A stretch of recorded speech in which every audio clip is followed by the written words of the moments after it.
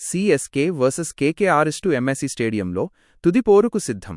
సమయం వేగంగా గడుస్తున్న నేపథ్యంలో చెన్నై సూపర్ కింగ్స్ సిఎస్కే మరియు కోల్కతా నైట్ రైడర్స్ కేకేఆర్ రెండు జట్లు విజయం సాధించాలని తీవ్రంగా ప్రయత్నిస్తున్నాయి.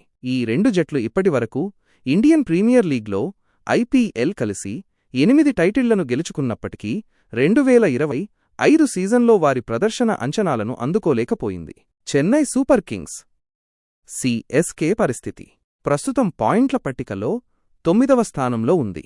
4 వరుస ఓటములతో తీవ్ర ఒత్తిడిలో ఉంది. గెలుపు మార్గంలోకి రావాలంటే అద్భుతం జరగాలి. అది ఈ మ్యాచ్తోనే ప్రారంభం కావాలి.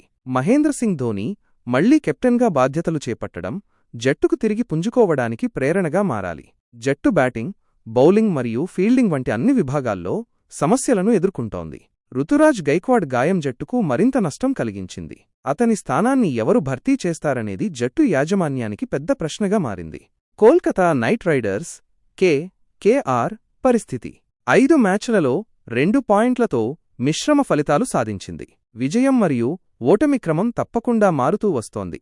స్థిరత్వం లోపించింది. ఇటీవల లక్నో సూపర్ జెయింట్స్తో జరిగిన మ్యాచ్లో 238 పరుగుల లక్ష్యాన్ని ఛేదించేందుకు దగ్గరగా వచ్చింది. ఇది వారి కీలక బ్యాట్స్మెన్ ఫామ్లోకి రావడం వల్ల సాధ్యమైంది. ఇది వారికి సానుకూల సంకేతం. చెపాక్లో స్పిన్ పరీక్ష.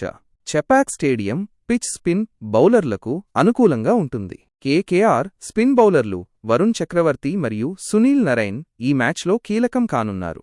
వారిద్దరి యొక్క 8 ఓవర్లు బలహీనంగా ఉన్న సిఎస్కే బ్యాటింగ్పై గణనీయమైన ప్రభావం చూపగలవు. మ్యాచ్ ప్రాముఖ్యత. గత సంవత్సరం ఇదే వేదికపై టైటిల్ గెలిచిన కేకేఆర్ ఆ విజయ జ్ఞాపకాలను గుర్తు తెచ్చుకోవడానికి ప్రయత్నిస్తుంది. మరోవైపు సిఎస్కేకి ఈ మ్యాచ్ గెలవడం చాలా కీలకం, లేకపోతే వారి ప్లేఆఫ్ అవకాశాలు మరింత క్లిష్టంగా మారతాయి. ఇది వారికి ఒక రకంగా తుది అవకాశంగా పరిగణించవచ్చు. మీరు ఏ టీంకి సపోర్ట్ చేస్తారో కామెంట్స్ చేయండి.